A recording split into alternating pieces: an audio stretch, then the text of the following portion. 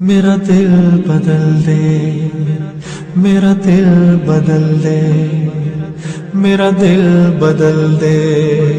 بسم اللہ الرحمن الرحیم۔ معزز ناظرین، اصلاح تلاوت کے عنوان سے چھٹی کلاس کے ساتھ آج ہم آپ کی خدمت میں حاضر ہیں، اور گفتگو کے آغاز میں جو بات ہم شامل کر رہے ہیں وہ لحن کے حوالے سے ہے۔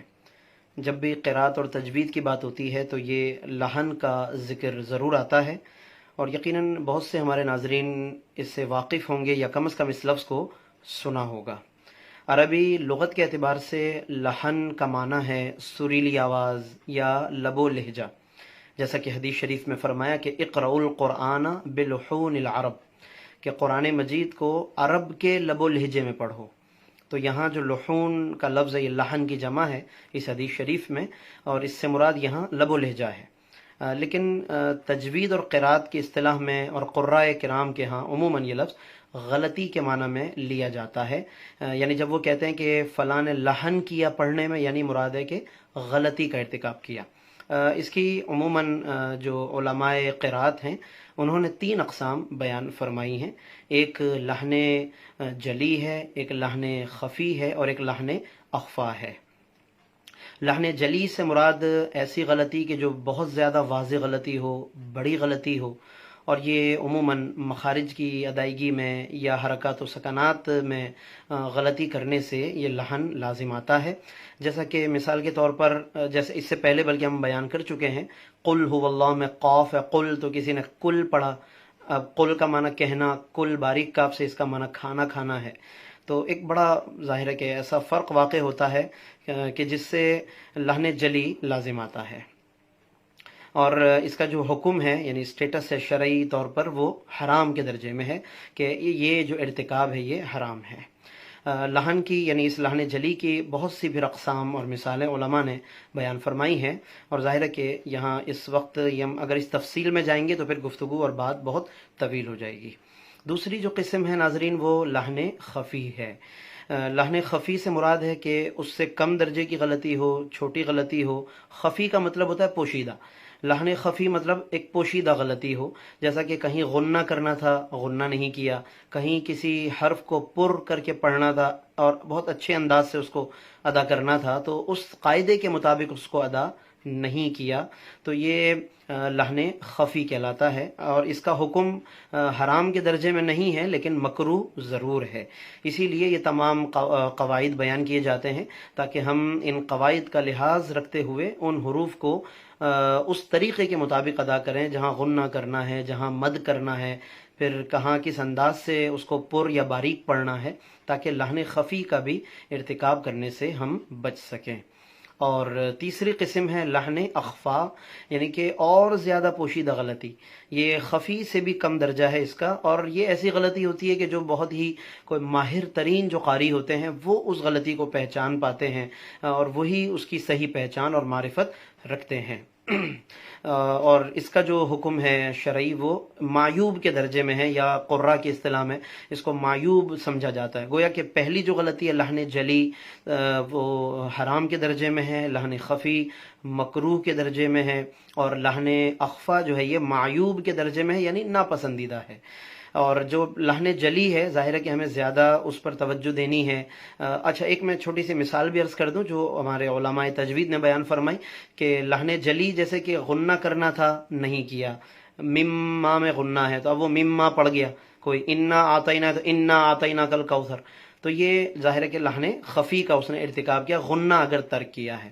اور لحن اخفا یہ ہے کہ اس نے غنے کی جو مقدار ہوتی ہے، جیسے ہم پہلے بتا چکے کہ ایک الف کی مقدار آواز ناک میں رہنی چاہیے جہاں غنہ کرنا ہے، تو اگر اس نے اس مقدار کا لحاظ نہیں کیا، یعنی غنہ کیا مگر اتنا نہ کیا، تو یہ لحن اخفا ہے، اور کم درجے کا غنہ کیا، تو یہ معیوب کے درجے میں ہے۔ اس سے پہلے لحن خفی مکروہ کے درجے میں، اور اس سے پہلے لحن جلی وہ حرام کے درجے میں ہے، اور اس کی مثالیں ہم بہت سی بیان کر چکے ہیں، اور ان میں بہت سی غلطیاں پھر لحن جلی میں وہ ہیں کہ جن سے نماز فاسد ہو جاتی ہے۔ تو اس لیے جب ہم مکمل طریقے سے ایک اچھی توجہ رکھیں، حروف کی ادائیگی کو بھی سیکھیں، اور تمام ان جو باریکیاں ہیں ان کو بھی پیش نظر رکھیں، تو یقیناً ہماری جو تلاوت ہے وہ بھی اچھی ہو سکتی ہے، اور پھر اسی کے نتیجے میں ہماری نمازیں بھی بھی بہتر ہو سکتی ہیں۔ ابھی جو آپ کے سامنے ناظرین یہ ساری تفصیل بیان کی، تو یہ طبیان التجوید ایک بہت اچھی کتاب ہے، ہمارے انتہائی محترم قاری حضرت قبلہ استاذ القرہ قاری محمد ظفر سعیدی صاحب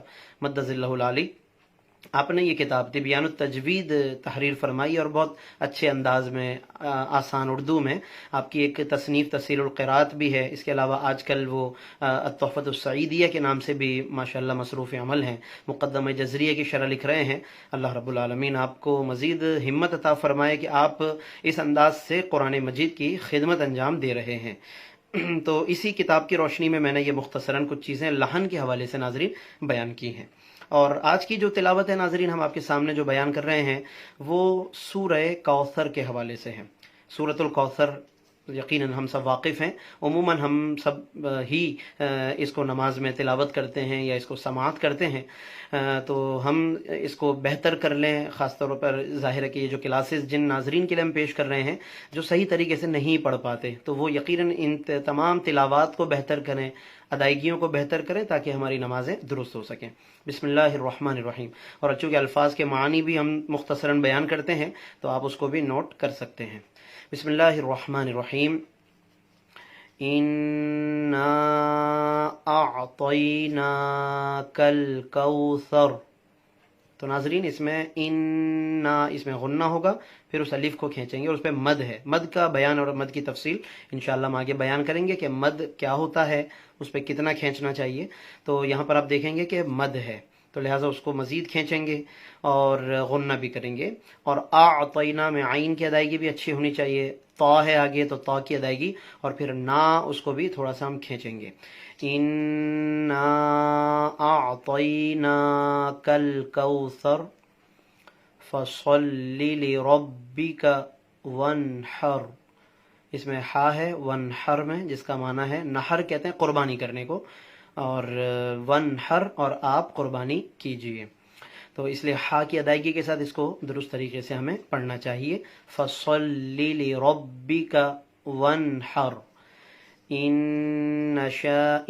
نشا یہاں پہ کھینچنا نہیں ہے، بعض اوقات لوگ غلطی سے کھینچ دیتے ہیں، دیکھتے ہیں کہ جی انا آتینا میں چونکہ کھینچنا تھا تو شاید یہاں پہ بھی کھینچ دینا ہے، تو اس سے ظاہر ہے کہ معنی غلط ہو جائے گا۔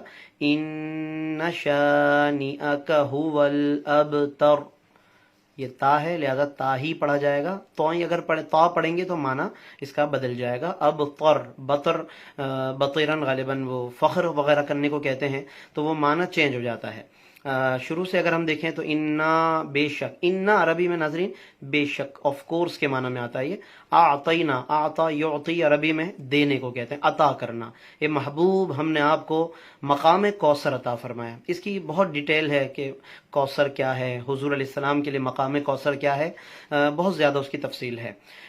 تو اے محبوب ہم نے آپ کو حوض کوثر یا مقام کوثر عطا فرمایا۔ مختصراً یہ یاد رکھیے کہ ہر چیز کی جب کثرت بھی اپنی انتہا کو پہنچ جائے اور عام شمار سے باہر ہو جائے تو اس کو کوثر کہتے ہیں۔ یعنی اے محبوب ہم نے آپ کو جو بھی خوبیاں اور کمالات دیے وہ شان کوثر کے ساتھ عطا کیے، یعنی کہ وہ بے شمار آپ کو عطا فرمائے۔ تو یقیناً اس میں حضور علیہ السلام کا علم دیکھیں تو وہ اس علم میں بھی حضور صفت کوثر کے ساتھ متصف ہے، حسن دیکھیں تو حضور کا حسن بھی صفت کوثر سے متصف ہے، یعنی کہ آپ صلی اللہ علیہ وسلم کی ہر خوبی شان کوثر کے ساتھ ہے۔ فصلی نماز ادا کیجیے، لربک اپنے رب کے لیے، وانحر اور قربانی کیجیے۔ ان شانئک، شانی ایک لفظ ہے یہاں پر شانئن، لیکن پورا لفظ ہے شانئن، اس کا معنی ہوتا ہے دشمنی رکھنے والا، بغض رکھنے والا۔ اور هو الابتر، ابتر کہتے ہیں کہ بے نسل، یعنی جس کی نسل ختم ہو جائے۔ چونکہ حضور علیہ السلام کے صاحبزادے حضرت قاسم کے انتقال پر کفار نے تانا دیا تھا کہ حضور علیہ السلام کی معاذ اللہ نسل ختم ہو گئی، تو اللہ نے فرمایا کہ ان شانئک هو الابتر، اے محبوب آپ سے جو بغض رکھنے والا ہے دراصل اس کی نسل ختم ہو جائے گی۔ اور یہ یقیناً یہ صورت ہے مختصر، لیکن اللہ کے نبی صلی اللہ علیہ وسلم کی بہت عظیم اس میں نعت اور صفات اور شان بیان کی گئی ہے۔ تو اس صورت کو ہم سیکھیں، پڑھیں، اور بہتر کریں تو انشاءاللہ یقیناً ہمیں بہت سے اس کی برکتیں حاصل ہو سکیں گی۔ ہمارے بعض ناظرین نے سورہ فاتحہ کا بھی مشورہ دیا، یا جو پہلے صورتیں گزر گئیں اس کا مشورہ دیا کہ ان کے بھی الفاظ کے معنی بیان کریں، تو انشاءاللہ نیکسٹ میں ہم تھوڑا تھوڑا کر کے ان کے بھی الفاظ معنی آپ کے سامنے انشاءاللہ بیان کریں گے۔ باقی ناظرین، جیسا کہ آپ جانتے ہیں کہ ہم نے پیج پر ہی واٹس ایپ گروپ کا ایک لنک آپ کو دے دیا ہے۔ ہمارے دوست ہیں، انہوں نے اس میں ذمہ داریاں ماشاءاللہ نبھائی ہیں، نبھانے کے لیے انہوں نے ذمہ داریاں پوری کرنے کے لیے ماشاءاللہ وہ تیار ہوئے، اور وہ ایک ایڈمن کے طور پر ہمارے ساتھ ہیں۔ تو اگر جیسے بعض ہمارے احباب نے پوچھا کہ ہم کوئی مسئلہ پوچھنا چاہیں تو کیا کریں، باقی جو ایڈمن کا پرسنل نمبر ہے آپ اس پر بھی سوال بھیجیں تو انشاءاللہ وہ ہم سے شیئر کر لیں گے۔ اور باقی اس گروپ کو آپ جوائن کرنا چاہیں تو ضرور کیجئے، اس پر آپ کو وقتاً فوقتاً بہت سی معلومات، اور یہ جو ویڈیوز ہیں یہ بھی اس پر انشاءاللہ آپ کو ملتی رہیں گی۔ فقہی مسائل و شرعی سوالات کے جوابات بھی انشاءاللہ ہم کوشش کریں گے کہ وقتاً فوقتاً اس پر ہم چیزیں آپ تک پہنچاتے رہیں۔ تو یہ ایک واٹس ایپ گروپ ہے۔ اچھا، اس میں ایک احتیاط خواتین کے لیے کہ جو خواتین اس گروپ کو جوائن کریں تو کوشش کیجئے، ویسے اپنی پرسنل زندگی میں جو سوشل میڈیا کے ساتھ ایکٹیویٹی ہوتی ہے اس میں پروفائل پر خواتین کو اپنی جو پکچرز ہیں وہ نہیں لگانی چاہیے۔ اس معاملے میں بہت زیادہ احتیاط کریں، اور خصوصاً جب آپ کسی گروپ کو جوائن کرتی ہیں اس میں ظاہر ہے کہ جینٹس بھی ہوتے ہیں، خواتین بھی، تو اپنے جو پروفائل ہے اس پر ایک جنرل ایسی کوئی تصویر آپ لگائیے، حرم شریف کی ہے، قرآن مجید ہے، کوئی آیت ہے۔ اپنی ذاتی تصاویر کو خواتین کے لیے میں خصوصاً عرض کر رہا ہوں انہیں احتیاط کرنی چاہیے، تاکہ انہیں خود بھی پھر بعد میں کسی پریشانی کا سامنا نہ ہو، ان کا نمبر ادھر ادھر خدا نخواستہ کہیں ادھر ادھر نہ جائے اور انہیں کوئی پریشانی کا سامنا نہ کرنا پڑے۔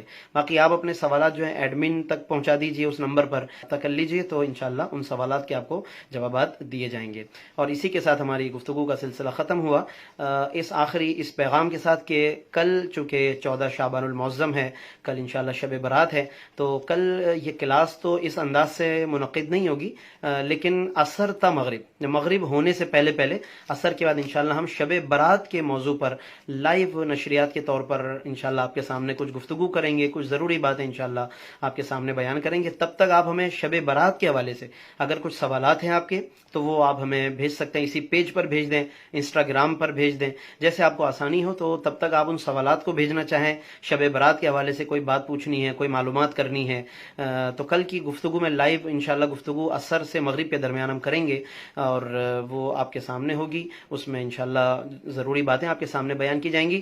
پھر اس کے بعد انشاءاللہ جمعرات کا جو دن ہوگا اس میں پھر انشاءاللہ حسب معمول ہماری یہ کلاس منعقد ہوگی۔ اللہ تبارک و تعالی ہم سب کو ان تمام باتوں سے فیضیاب ہونے کی اور سیکھنے کی اور سکھانے کی توفیق عطا فرمائے، اور قرآن مجید کو زیادہ سے زیادہ ہمیں تلاوت کو، قرات کو بہتر کرنے کی توفیق عطا فرمائے۔ آمین۔ السلام علیکم ورحمۃ اللہ وبرکاتہ۔